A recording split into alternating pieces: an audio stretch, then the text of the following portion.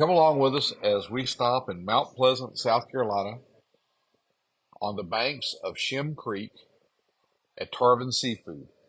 Now, Tarvin Seafood is one of two remaining facilities there in the Charleston, South Carolina area that serves these commercial fishing boats as a processing facility and also a docking facility for the commercial boats, the boats that go out and catch the shrimp and also catch some of the fin fish from offshore.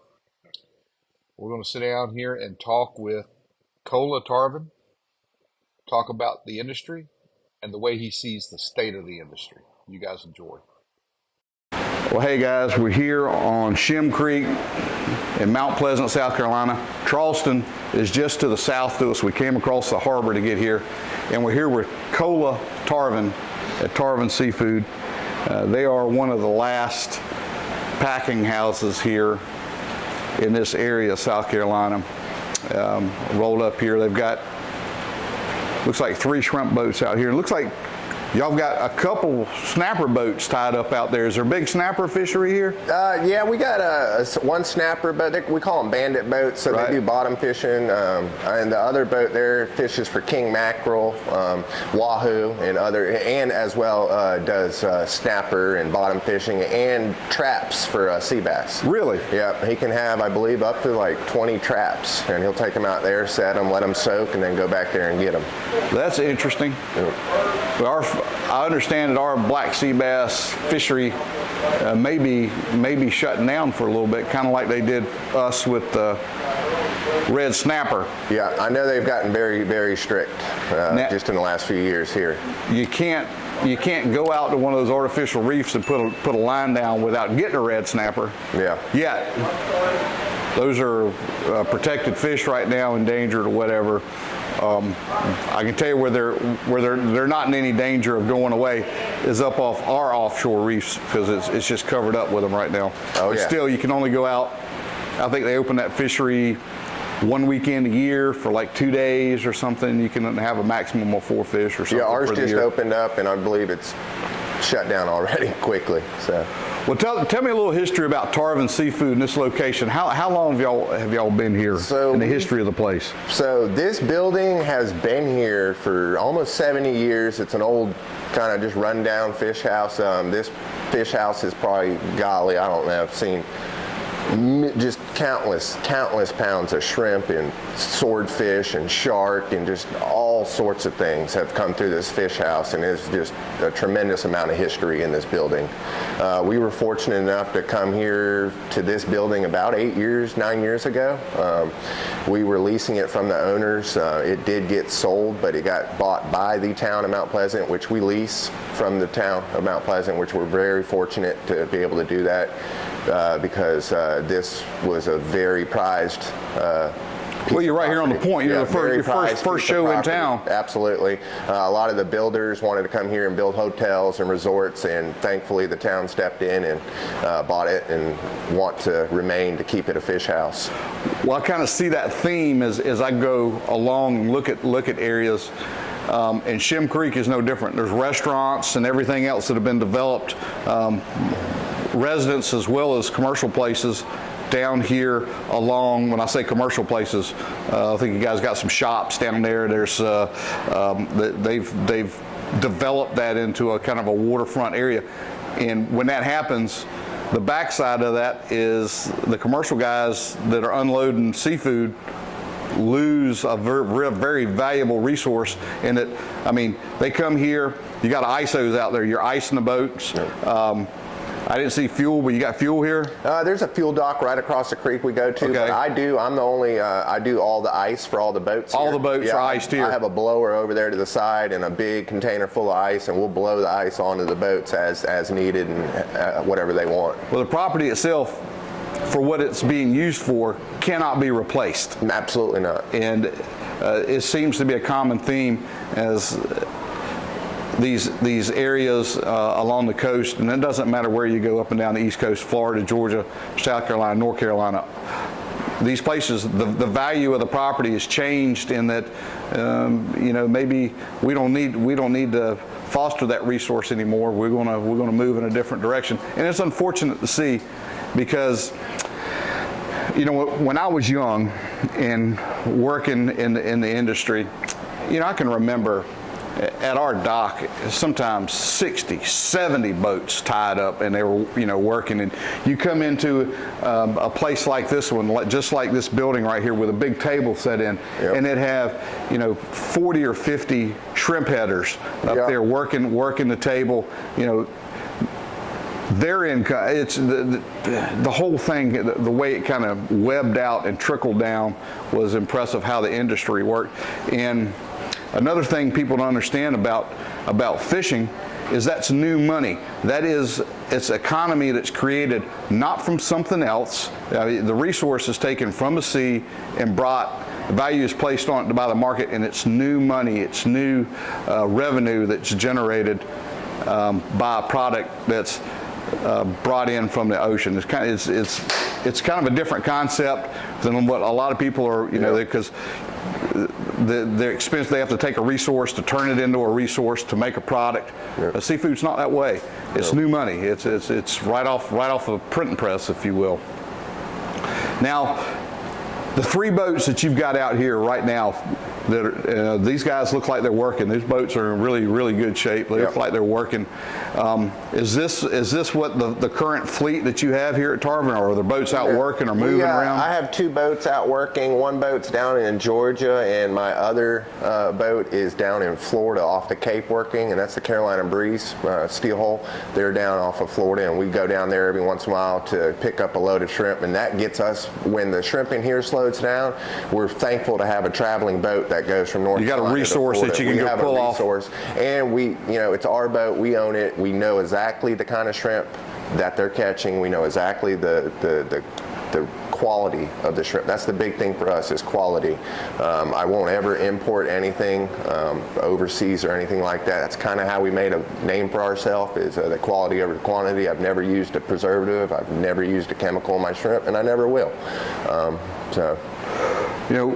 Before we started filming here, we were talking a little bit about the guys that are working the boats, and you were saying, there's so many of them that are really having to go outside of the industry to find additional income to supplement what they're doing. They're doing what they're doing because they love it. It's in their blood.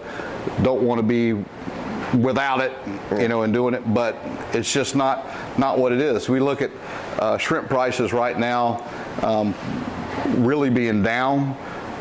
Because of imports, whatever other reasons. You could probably throw quite a few at it to kind of factor in why that price is so low.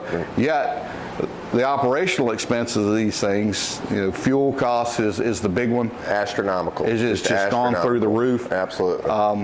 And you're talking about a boat, when he comes to the dock and he sticks the fuel nozzle down in that tank, he might put on 1,600 gallons of fuel. Yeah, some of the bigger boats. We put on 2,000 to 3,000 gallons. Yeah, I mean, it is, and that kind of expense it's massive.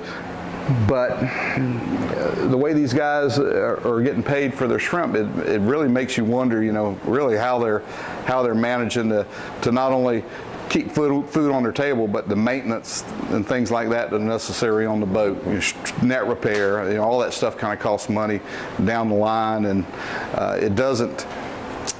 When you do the math on it, and back from the late 70s, when, in my opinion, shrimping was in its heyday in this area, and they were getting paid more for their shrimp in 1977 than they are now, which is really something is off out of kilter. And for the kind of quality shrimp, these boats, when these guys go out and come back in here, they're bringing a fresh product. This is fresh shrimp. Harvested here out of the United States waters, and it's brought back to the dock, and I mean, it's fresh.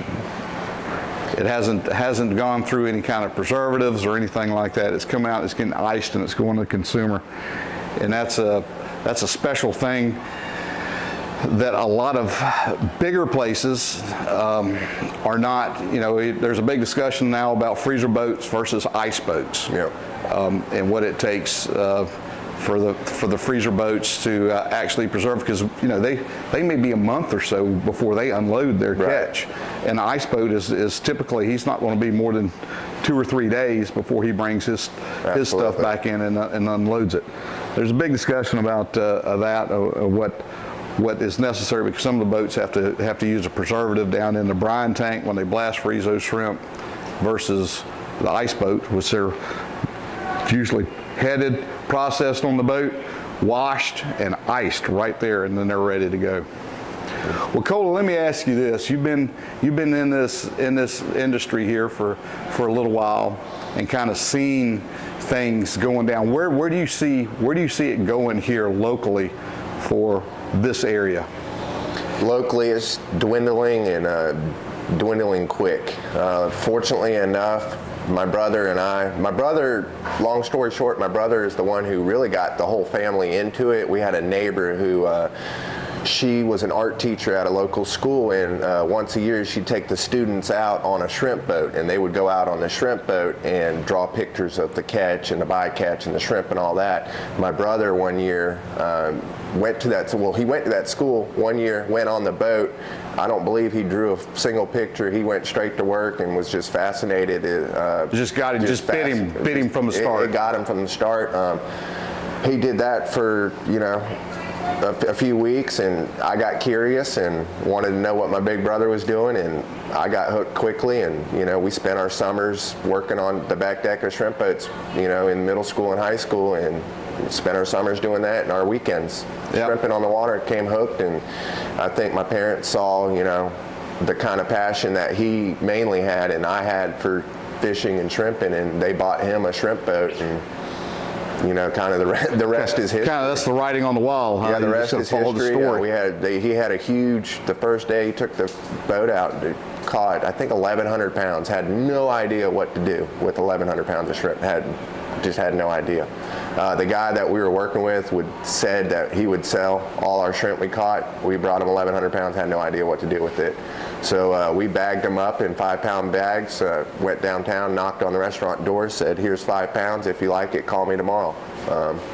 And then we went from selling shrimp out of our driveway to renting a spot out on Shim Creek, and then eventually coming down here and kind of having somewhat of a home. So that's a great story right there. And we're non-traditional.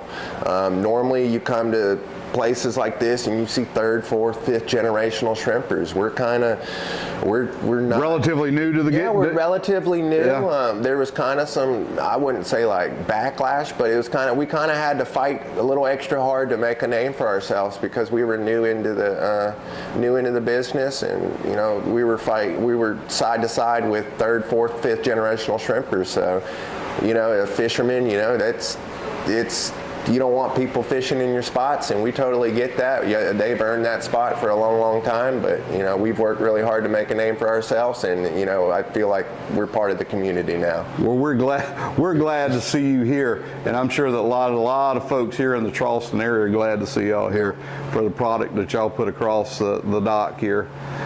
I had in Edisto Beach, I had a buddy down there, and they had a fish house down there. I think it was the only one on Edisto Island at the time. They had a little rail system there, rail yard there, and had a couple boats. It was Bell Buoy Seafood, the Bell family, and that's gone. That property was sold, and the development came in, and this. I understand things like that are going to happen, but it pains you that when you see there's something about going out to the beach, looking out there and seeing a shrimp trawler out on that water, and knowing those guys are out there and they're catching good fresh seafood, but it's also a little bit of like a romantic thing to look out there and see that, and you hate to think that might slip away one day is rough. And that's one of the things that I wanted to do with my channel, is catch guys like you, catch guys that are out working, guys that are the backbone of this industry, and kind of save it to film and talk to them a little bit and get their thoughts.